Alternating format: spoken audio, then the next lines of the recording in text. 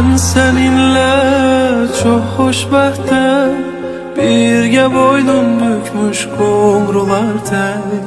Kalbimde yaşayırsan, en değerli en saf duygular tek.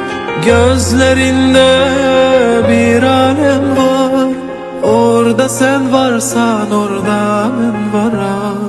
Tenhamıdan bəxtə versən, mən isə hər kəsdən bəxtiyaram. Harda var ki senin sevirəm demeyindən, Qoy baxım gözünə, sarılım ürəyindən. astaca astaca deyirəm biləsən.